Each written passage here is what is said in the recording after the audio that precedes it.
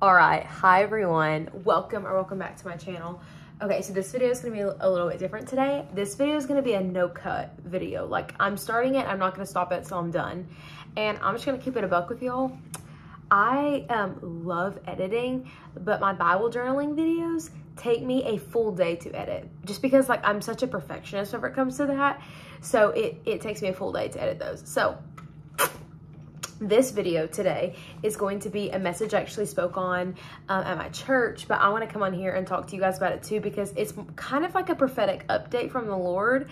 And so it really rebuked and encouraged me, and I hope it does the same for you. So in the most loving way ever. So grab your coffee. I got mine. Today we have a, what is this? A sweet cream cold brew, and it's really good. I will say it's strong though. The coffee is definitely really strong in this one. But this is my first bit of caffeine today, so I definitely needed it.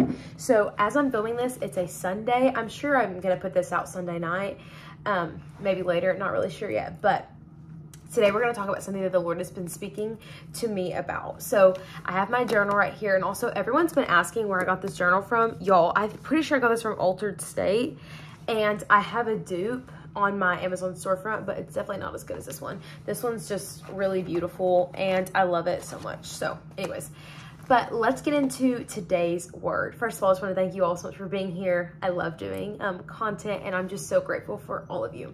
All right, so what I want to talk about today is, I want everyone to just take a deep breath. This is going to be, in the most loving way possible, something that it may offend you or convict you, and that's okay. Because whenever the Lord was telling me this, I was kind of like, ooh, that hurt. Like, just because it's so real, and it's something that we need to be very aware of. So here's what I want to talk about today. At the beginning of the year, I always spend a lot of time in prayer, and I'm asking the Lord to give me a prophetic word. And if you don't know what that means, it just means a word from the Lord that is to give you insight and to give you vision, to give you a plan almost of where you're supposed to go. It's called prophetic insight, prophetic word, things like that. And so anyways, so the Lord had spoke to me so much stuff about what this year was going to look like for me. And he just told me all of these words, and he told me to be very intentional. He gave me Bible verses for me to reflect and lean on and things like that. And so, as you guys know, it's about halfway through the year. And so at this time, I just feel like the Lord's saying, like, I want you to remind yourself of the words I spoke to you at the beginning of the year. Like, don't lose sight of the vision I gave to you at the beginning of the year. And so I was asking the Lord, I was praying yesterday, and I was asking the Lord, like, what does he want me to share to you guys, and then also to my church family that I spoke to today at. And I felt the Lord say this: don't delay your destiny. Whoo, that right there. Okay, so here's kind of what the Lord was speaking to me about. Don't delay your destiny by listening to other people's opinions. Yo, that one hit at home, because there are so many people that do not reach their full potential because they're terrified of what people will say about them. And just to keep it so real with y'all, I loved filming YouTube videos, like, and I still do, obviously, to this day. Like, that's literally my career. But whenever I was 9 years old, I had started, I dreamed about being a YouTuber. And at that point in time, like, I don't know what year that would have been, in the 2014 maybe? No, I don't know. But that wasn't like something that you could do full time yet. And obviously now the world has changed, so you can do that full time. But whenever I was younger, all I wanted to do was to be a full-time YouTuber. Like, I loved that. I wanted to do makeup, I wanted to do fashion, I wanted to do understanding the Bible. Kind of like what I do now, basically. So dream come true. But at this time, like, I started filming YouTube videos, started posting them, wrote my first book, like all of those things. And then I moved, whenever I started high school, I moved to public school, and someone found my YouTube channel. And they started to play it in my classes whenever I was a freshman at a new public school. Like, I don't know if you guys have heard my testimony or my story and things like that, but this was my first year at like a public school, because I'd grown up at a really small school. So anyways, I was kind of mortified because people were like playing my videos in class and like making fun of me, and like it was it was really hard on me. I'm not even gonna lie. It was hard because I was just like that's something that I loved. It was my dream, and I felt like everybody was just like making fun of me. So anyways, I stopped posting on YouTube because I was so embarrassed and fearful of what people would say about me if they were going to keep playing my videos, if they were going to keep on roasting me is what I referred to it at the time. And it's sad to think about that I let other people's opinions stop me from doing what I love the most in the world. Like, it's sad to think about. And obviously, like, I've got a grip on that now. And, like, now I don't care what anyone says about me. Like, if people talk bad about me, I'm like, okay, like, you know, like, it doesn't faze me anymore. But it's sad to think about that there are people that actually will delay their destiny and what God called them to because they're so fearful of what other people will say about them. If people will talk badly about them, like, they get so scared of that. The next thing is don't delay your destiny because of your own insecurities and fears.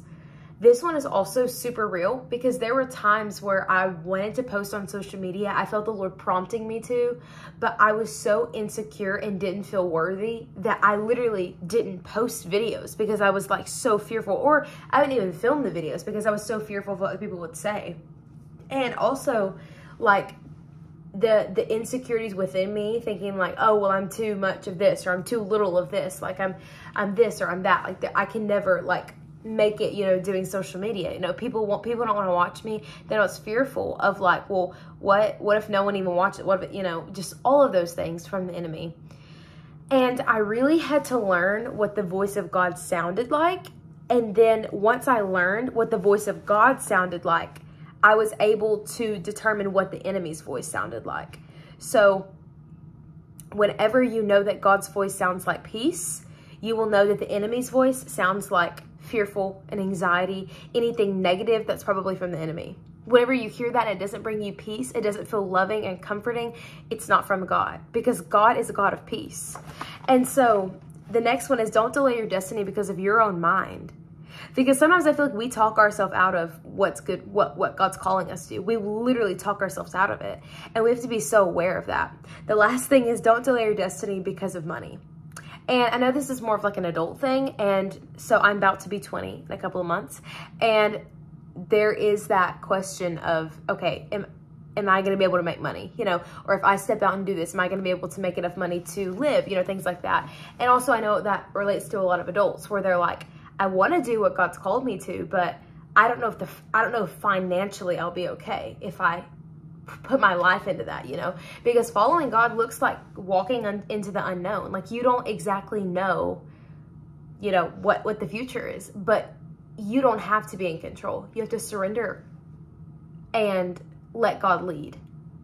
And for me, that's a little bit hard just because I am naturally kind of a control freak. Like I want things to go my way. I want to plan something and it happen exactly how I planned it. Like that's just the type of person I am. But I have to surrender control. Like I've got to give it to the Lord and say, God, no, you have your way. You lead and I'll follow.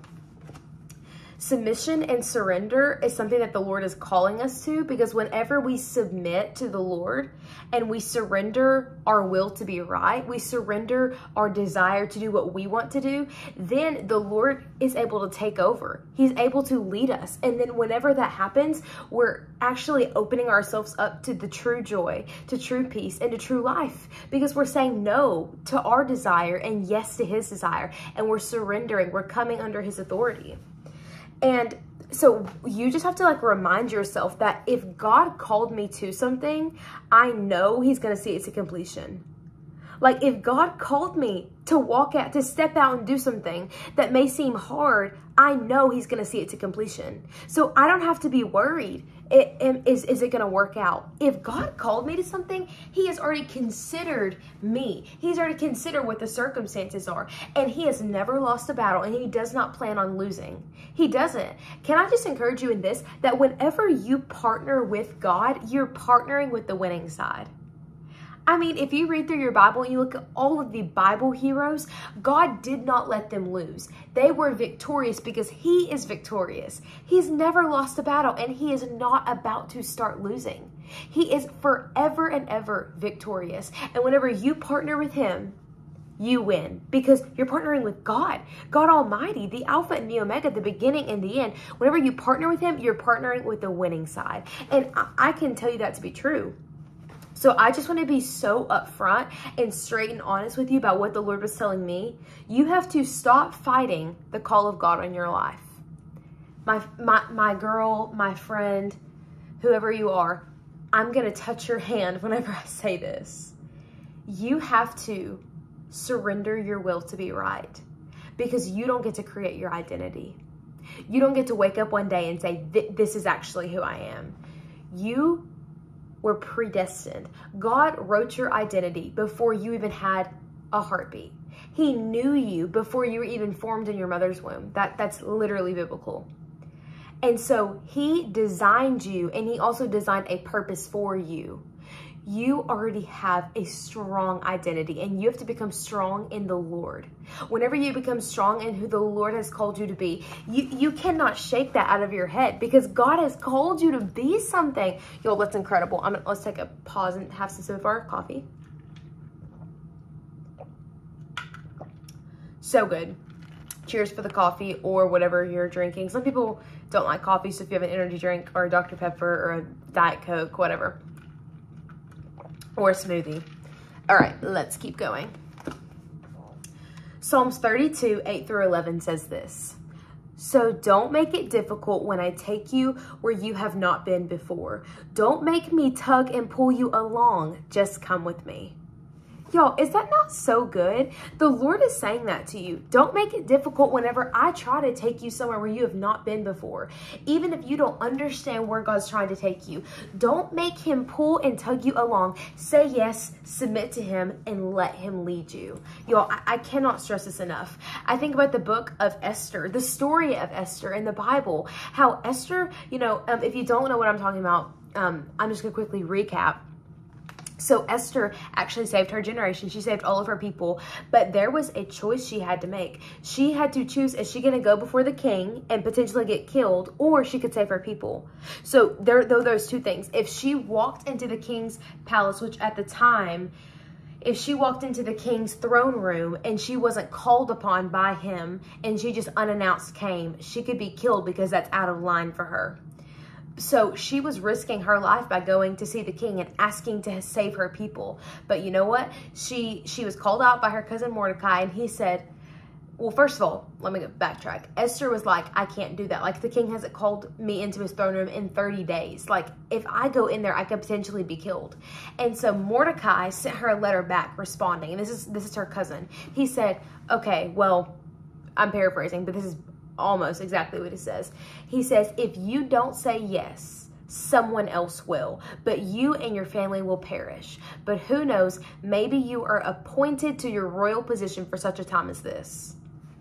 Y'all, and I want to encourage you in the same way. Maybe you were called to be in this exact position for such a time as this. I believe that right now in Jesus' name. You were at your job for such a time as this. You were at that family gathering for such a time as this. You were in that friend group for such a time as this. Because the Lord is calling you to something. So you need to say yes to him, surrender your will, and submit to his leadership and to his authority in Jesus' name. I think about arrows. Like archer arrows, like whenever they pull it back and they shoot it. Arrows hit their mark when they don't stray away from the archer's bow. What that means is whenever the archer pulls all the way back, it goes forward and it hits its mark because it will not stray away from the way that the archer pulled it back and released it. In that same way, we are God's arrows. Whenever he releases us, we cannot stray away. If we stay exactly where he launched us to, we will hit our mark.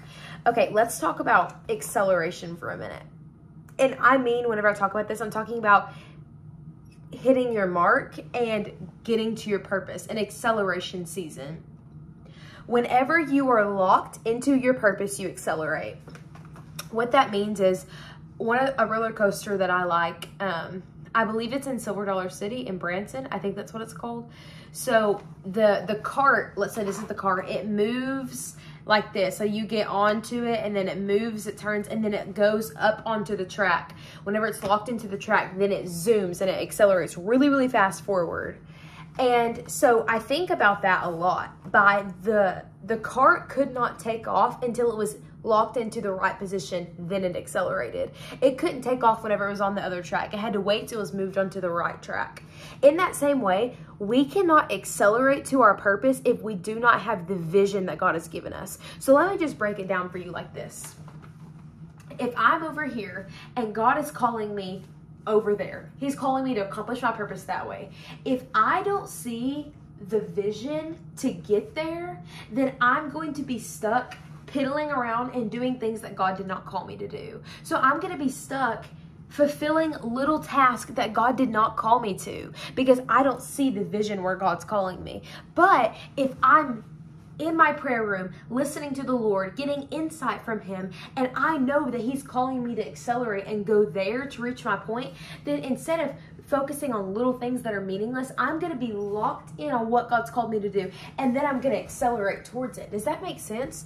So if you are unhappy in where you are at in life, then you need to get prophetic vision, because there is a chance that if you are not happy right now where you are at, then you are focusing on little things that God did not call you to. If you are unhappy in your job, maybe God didn't call you there. Because I promise you, whenever you submit to the Lord and you begin to follow him, whenever you truly follow the Lord and where he's called you to, you will find true joy. You will find true peace. That is not anything that you can find on this earth, but it's something given to you by God. I'm telling you, whenever you are locked in and you are going after what God has called you to, he gives you the fruits of the Spirit as a reward. You begin to bear his fruit because you're on the right path. Does that make sense? One of my favorite verses is Proverbs 16:3. It says, before you do anything, put your trust totally in God and not in yourself. Then every plan you make will succeed. Guys, I'm telling you, whenever you surrender to the Lord and you trust in him and you say, God, I surrender my will to be right. I surrender my ways. I'm going to completely put my trust in you. Then he says, okay, then let's go. And then he begins to take you off to where your purpose is supposed to be. He calls you into something. He begins to open up the right doors and close all the wrong ones. That's called pruning. That's in John chapter 15. I felt the Lord tell me this. He said, you have to be intentional about your increase. What that means is if you know where you're supposed to go, if you know what your purpose is. So let's say you want to, I don't know, be like extremely fit, like work out and be an extremely fit person. If you know that's where you want to go, if you know that's your goal, then you're probably not going to sit on your couch all day and eat chips and drink Dr. Pepper, because you know that that's not going to help you. If you are wanting to be fit and have like a really good workout body, you are going to be in the gym. You're going to be watching your calories. You're going to be watching what you're eating. You're going to be going on runs, going on walks, all those things. You're going to be intentional about getting to your goal. In the same way with our walk with the Lord, if we know what God is calling us to, we have to be intentional on increasing in those areas so we can reach our goal and hit our mark. You have to remind yourself, friends, and I want to even encourage you this in closing. You have to remind yourself of God's prophetic words that he spoke over your life. You have to remind yourself, okay, God called me to this. Am I making steps to get to what God's called me to?